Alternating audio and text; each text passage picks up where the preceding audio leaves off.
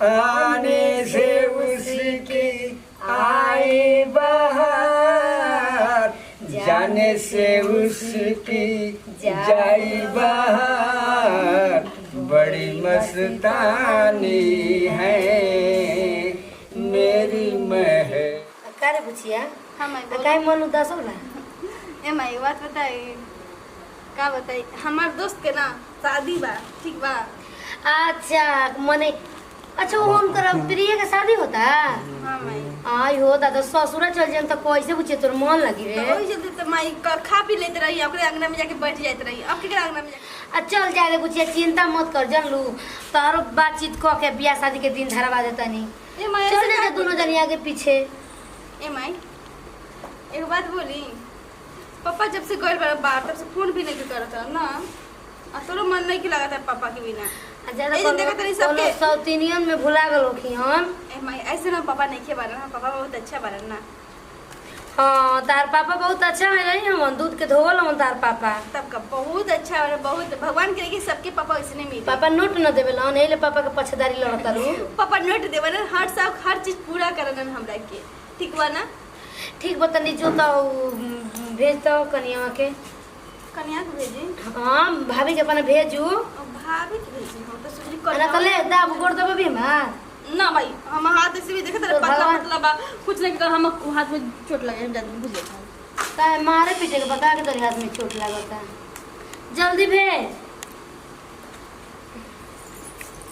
इसन पागल हिया न क्यों न काम कह तो कहे कि हमसे ना हो, एक से ही काम ना हो तो कौन काम हो हो?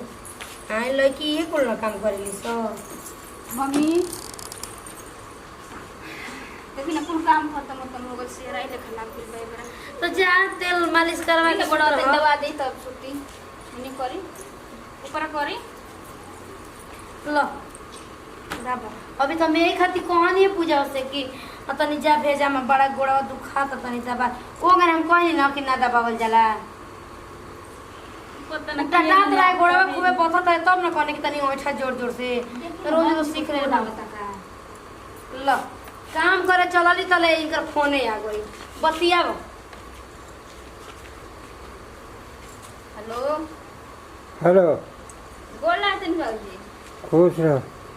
ठीक बाड़ो? हाँ हाँ, अपन का समाचार बचिया? ठीक बाटे। के हो? बाबूजी खाना वाना खैला हो बाबूजी? हाँ हाँ, खाना वाना खा के ठीक बनी तब तक लेता। कौन है घूमत फिरत ना आ सकेला कारत बा? काहे ना के लगे तार माई बड़ी का सास देखी ना हम सास चला के ये ना टेलीफोन से बतिया इन दूध देख के और के ठीक जाला। हेलो हाँ नमस्ते जी। नमस्ते नमस्ते। का समाचार? कुल बात ठीक जी, अपने कते बतियाई? हमारो कुल ठीक है बाटे जी।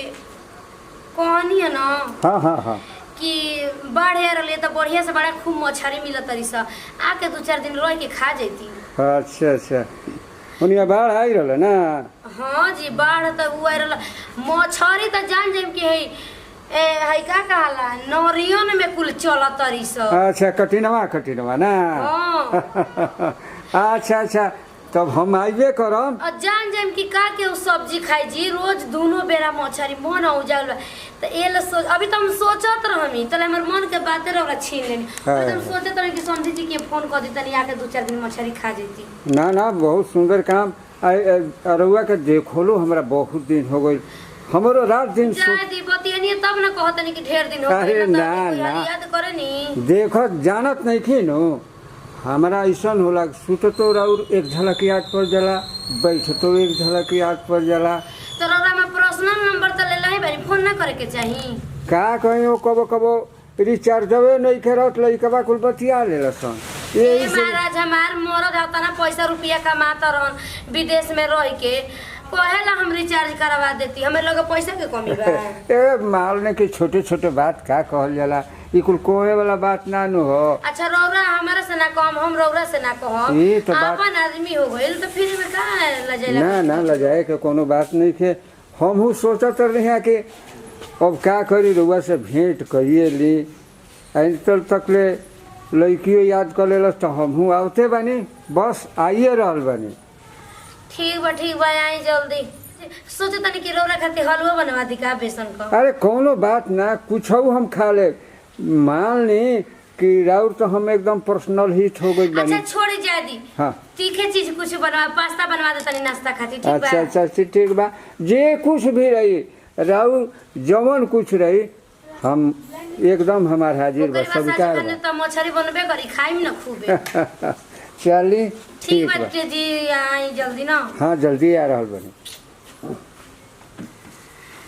देखो हमार मन के बातें छीन, अभी तो हमार बड़ी उनकर याद सतावत रहा। सोचत रही कि तनी संदीप जी के फोन करके बात करी, लेकिन का करी, डर लगत रहा कि हमार पतोहिया के मोहतरिया मत फोनवा उठा ले। लेकिन कुछ कहा यही बहाने, पतोहिया के बहाने हमरो बहाना हो बात हो गई। भगवानो जाने लन मिलान कर देवे ना, केहूँगा नहीं ना तो केहूँगा नहीं।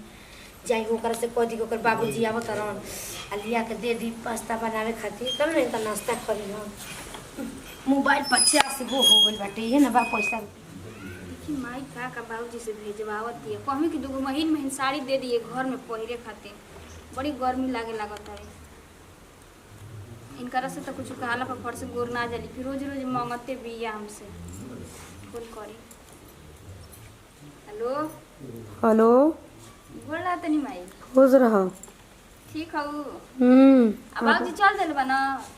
अरे उ तो पहुँचले बोलत होखी हम। तो से कहले रही 2 साड़िया दे के कम घर में पहने खातिर दे दिए, बड़ी गर्मी होता है, देल हो कि ना? तो एगो साड़ी दे दिल बनी, एगो नाइटी। अरे खास्ता वास्ता कहले रही कुल बना के देल हो कि ना? मट्ठी बनैले बनी। ठीक बाटे, देर का चलल हम। हाँ का बनाओ तोर बाबूजी खाती हो? अब मम्मी तो कजनी का कुल लेके आईनी हमी बनावे वाला, और मछरी लेके आईनी तो बनैले बानी। हाँ सुन तनी के पूजा हमरो के तनी तल के भेजबई है। अच्छा मैं ठीक बाटे, ओइ ताल के रखले बानी।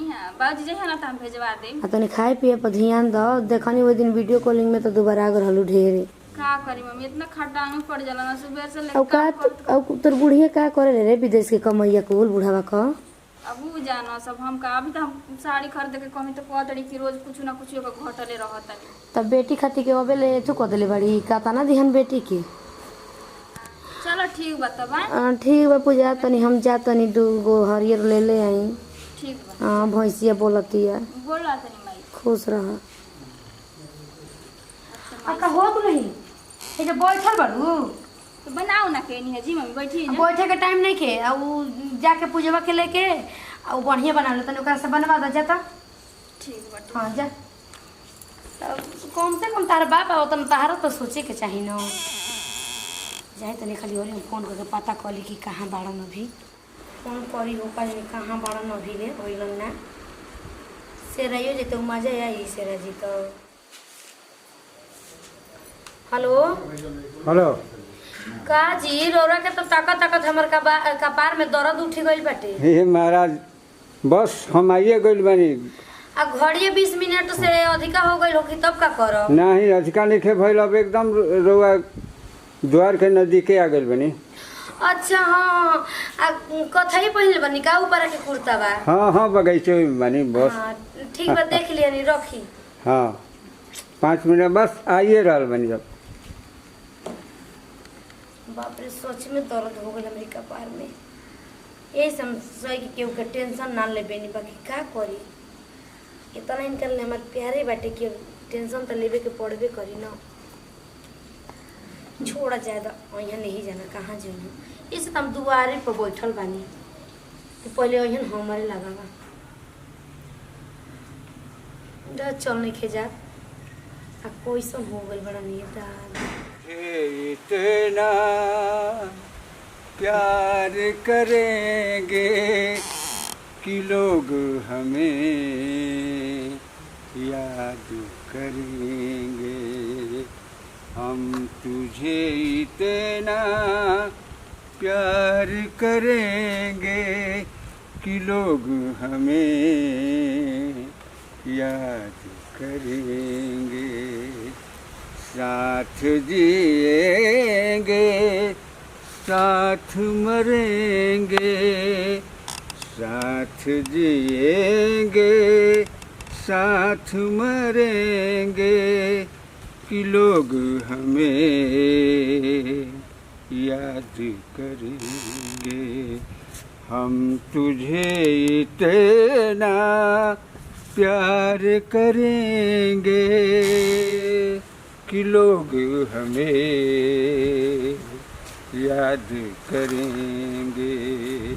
हम तुझे इतना प्यार करेंगे कि लोग हमें याद करेंगे। चले समझी बोलैले बड़ी। हाँ, आज इतना खुल के प्यार करे, इतना प्यार करे कि अब का कहे के। आज तन्हाई बात, तन्हाई में बोलैले बड़ी। क्या बात है, समझीन भी लाजवाब है। मैं सोचता हूँ तुझे कब तक खफा रखूँगा। अरे अपनी शहरों में बुनियादी वफा रखूँगा।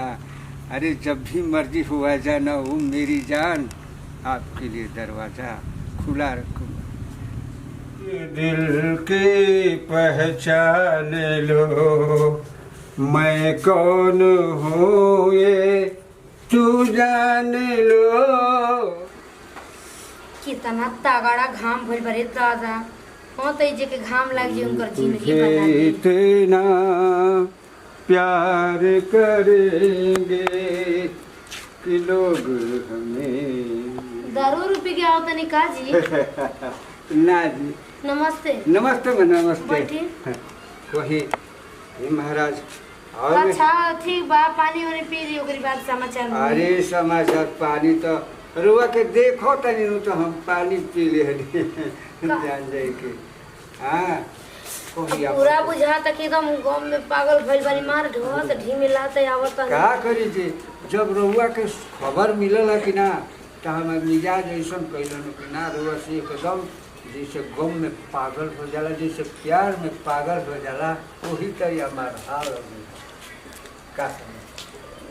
चलो ठीक है बा। और कुल बताई समाचार ठीक से आ गए नहीं है ना? हाँ, कोनो दिक्कत? कोनो दिक्कत ना। तो रास्ते में खूब माल देखले हो? हाँ? किसिम किसिम के मतलब? अरे क्या कह दीजिए, रहुओ ऐसा बचे बचकाना बात। अब बताई हमने के बचकाना बात बतिया कुमार बा। हाँ? तो कौन सी के उम्र बाटे जी? मरचा सूख जाला तो करती ताई कम हो जाला का? ना ये तो बात बा। वही एथी मनो हम एक जाने कि हौसला अपना एथी भइले तो हम कहिए कि नहीं सब्जी से भेट खेली। हाँ कैसा ना ठीक कोई नहीं हमी जानतनी जी। अब काहे तो हमार मन खूब मतलब काहे खूब बेचैन बाटे कि रौरा मुंह से तनी खूब सोचे तनी कि एगो नया गाना सुन लेती। एक सुन समझिन जी कहत रहनी फोने पर हमारा से कि हमारा आजकल बूढ़ऊ ना ब्यास हो गइल बड़ा। हम कहनी अच्छा ठीक है बा। हम सोच के रख लेने कि रौरा आइम तक गवाइम गाना रौरा से गाई। अरे हम तुझे इतना प्यार करेंगे, हम तुझे इतना प्यार करेंगे कि लोग हमें याद करेंगे। हम तो रौरा कैसा हूँ याद करेनी जी। हम तुझे इतना प्यार करेंगे कि लोग हमें याद करेंगे। देखिए इतना प्यार देना, इतना प्यार का कहीं। अब तो हमारा दिल के बात जो जुबान तक आवत न कुछ कहाते नहीं थे। अतना हमारा उमंग हो गई बस शरीर में कि देखिए कि मन हमारे एकदम गदगद हो गई बा का। और तनी वो गाई ना हम सोचे थे ना कि रौरा तनी खूब नए गा के हमके सुनाई थी। काहे से ना कि हम रौरा से प्यार तो करबे करें लेकिन रौर गाना से बहुत हम प्यार करीला। हाँ। सही के जी। अरे तुझे दिल से कैसे जुदा हम करेंगे, तुझे दिल से कैसे जुदा हम करेंगे। मर जाएंगे और क्या हम करेंगे, मर जाएंगे और क्या हम करेंगे, अरे तुझे दिल से कैसे जुदा हम करेंगे। कभी प्यार दिल से निकलता नहीं है, वफाओं की मौसम बदलता नहीं। अरे कभी प्यार दिल से निकलता नहीं है, वफाओं की मौसम बदलता नहीं है। वफा हमने की है, वफा हम गा के सुनाई जी। करिया करिया रसगुल्ला रसदार राजा जी, करिया करिया रसगुल्ला रसदार राजा जी, एगो करिए सियवा दसलावार राजा जी, एगो करिए सियवा दसलावार राजा जी। कैसन बाटे जी हमके गावे? बहुत ठीक बा, बहुत ठीक बा। बताई जी तनी मनी हम हो गई? जब समझी जी कहत रही ना, हाँ। तो हम सोची ना कि आइम ना तो ऐसो करे के एगो बात कही कि का हमके हमर दिमाग में आवेला अंताक्षरी खेले के का। देखिए बैठे बैठे क्या करूँ करूँ कुछ काम शुरू करो, अंताक्षरी लेकर हरि के नाम। मस्त से गई ना, मस्त से गई। मस्त के मोहब्बत में हम के जहर वे पिया दो, मोहब्बत में हम के जहर वे पिया दो, चाहे जिया दो गोरी हो, चाहे जिया दो गोरी चाहे मुआ दो, मोहब्बत में हम के जहर वे पिया दो। दोस्त हम गई का हाँ। दोस्त गईल का गाई जी दोस्त दर्द दिल के बढ़ा के गईल हो, दर्द दिल के बढ़ा के गईल, आइल ही तई में एक दिन का 3 बाकी हलचल मचा के गईल, गईल हो बाकी हलचल मचा के। मतलब रौरा पने की गाओ तनी जी खिसियाई मती। हम तो ऐसे ही गौनी है। अच्छा। मचा के गईल लस गई ना लस्से मजा होता कुछ कोई का बचपन में कई याद छोड़ी, आवत अब तो बात बढ़त जाए तो अंताक्षरी ना जी। हम जब तक ले हार ना मानम तब तक ले हम गवाते रहम रौरा से। हम काहे से कि हम बहुत खुश बनी रौरा के अइला से। आ खाना के बात बा, खाना बन के रेडी बा, रौरा एक थरिया खाई गाय ना जी लस से गाय ना लस्से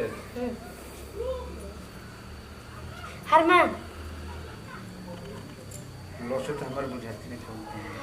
ये भगवान जी लस नहीं किया वो तो ठीक बा। हम हारम था लाल दुपट्टा उड़ के यार मेरी हवा के झोंके से, लाल दुपट्टा उड़ के यार तेरी हवा के झोंके से, मुझको पिया ने देख लिया है रे धोखे से, मन के मुझे दिल देगा मगर मेरी जान लेगा ओ आसे और गाय का। हाँ हाँ बोली बोली। माना कहनी पुरु बाबा ना जई है पिया, हाथ कोनो के कुछ ना खई है पिया, बोलमु के बिगड़लस बंग लिनिया रे बंग लिनिया, चित बदली खिया के मजा मरलस रे बंगलिनिया, चित बदली खिया के मजा मरलस रे बंगलिनिया। 4 साल रखले होई अपने उनियारा, हमारे बलम से जुड़ले होई जियारा। रो रो गाई ना जी। हाँ हो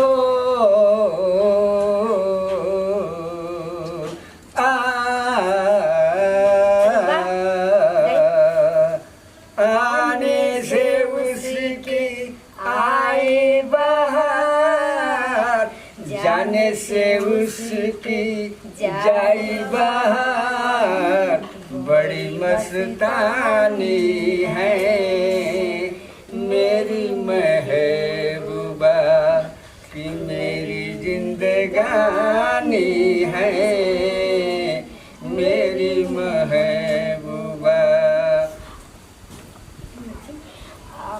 एक तनी और कोनो नया में गा दी नहीं।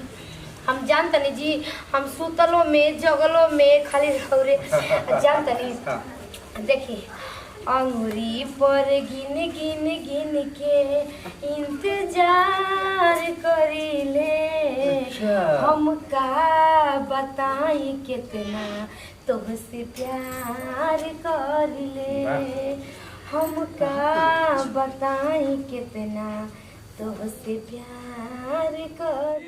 चमकावेलू तू छत के ऊपर से शीशा चमकावेलू तू। कोई चमकाइए जी। अरे छत के ऊपर से प्यार जो करे के रहे बहरे आव घर। अच्छा बाबूजी नमस्ते। नमस्ते। गोला से कब्बे के आए हैं बारा में तभी हम सामने से काम आ लेते हैं दिने दिने में। मने की का हमारी मजाकिया है मजाक ना करी ऐसी मजाक। अब तार बाबूजी देखन त हमें ना देखम सुनम जाए बोलम बतियाई लगल ह दिन भर लगल ह इतना लगे बैठ के जी मम्मी जी। अरे कौन बात नहीं के त नया कुल चल देले बटे नया नया का जी पहले के लोग ला जाते हैं। अब अब के ना बोलनी हम लिया। अरे हां जय ना माई के लाज ना तो बेटी का लाज रही हां। अब रह दे। अरे लाज सुन के का बात भाई नए नए फैशन बा पापा जी से ना बांध का रखी ठीक बा बेट ले कर ना खाना खाई जाके खाना खा। अच्छा अच्छा चिल्ला दे चिल्ला चानी बाजी जो तू पानी लिया के दे चलो जो ये पटर पटर बोलतिया कर बात करके पर्सनल बात करे के बाद ना पर्सनल बात कर बताई ना जा कर। अब ये कच्ची बुच्ची की बात कर रहे हैं हां गाना का उतरा है कि बोला सब नहीं कि जवान बेटी घर में बात सुनते का कहीं। हाय देखो कैसे कहो तो काला अंडा सिखावे बच्चा का बच्चा करे चोई हम पैदा करी आई हमरा के सिखावे लगली 2 दिन का लौंडी। अच्छा तू जब ऐसे करता हम कैसे करब हां जब पापा घर में ना बात तो मैं सब ये एकदम पूरा लाग बाज लगा तो का करी दिन रात तो पैसा रुपया कमात रहन तो पैसा में लेके उचाटस ना। अच्छा जब पैसा ना रही तो हम ई चीज खरीदम ओ चूड़ी पहनम ई साड़ी पहनम तो कहां से करबू हां तो चलबे कि ना कि ढेर हम